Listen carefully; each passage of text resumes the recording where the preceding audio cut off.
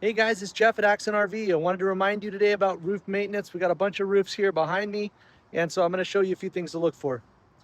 I'm always shocked by how little people understand that you're actually supposed to maintenance your RV roof. Most people just buy one. I know the dealer doesn't tell you for whatever reason, it's probably intentional, but they don't tell you that you're supposed to get up here and you're supposed to inspect it and or maintenance it every 6 to 12 months. Okay, and the reason I think maybe they don't tell you that is because if you don't do it, then you actually void your factory roof warranty. So let me turn this around. I want to show you some things to look for, and then I'll give you a little bit of advice, okay? I'm up on top of a fifth wheel right here, and I've got another Torque toy hauler right next to me, so we're going to take a look at both of them.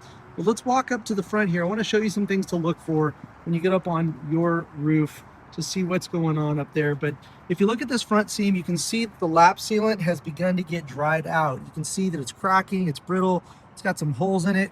Sometimes it'll actually start lifting from the roof surface itself.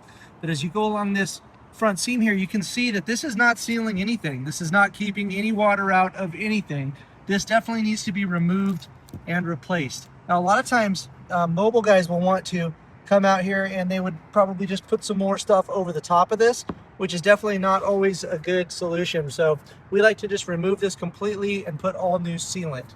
Here's a quick hint. If your skylight looks like this is not a good thing. Yeah, duct tape is not a good long-term solution for keeping water out of your RV roof. And in this case, I would just buy a new skylight and replace that. You might get up on your roof, check it all out, and say, you know what, the sealant looks great. I don't know what you're worried about, Jeff. Why don't you just shut up? I'm going to watch some different videos. But if you looked closely at the membrane, so if you get down on your hands and knees, look really closely at your roof membrane, you might see something like this.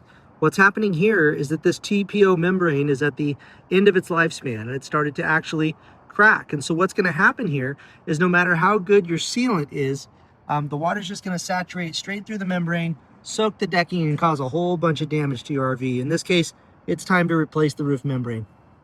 You ever gotten a little too close to a tree? Check this out. Sometimes you don't realize just how close you actually got to that tree. In this case, tore right through the membrane. Honestly, there's a million things I could tell you to look for on your RV roof, but maybe the best advice would just be to say, get in here, let me take a look at it for you.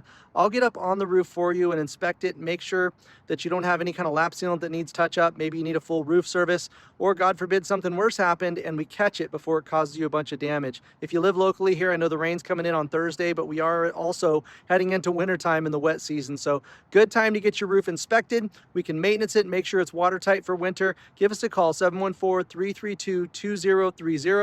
I'll talk to you soon.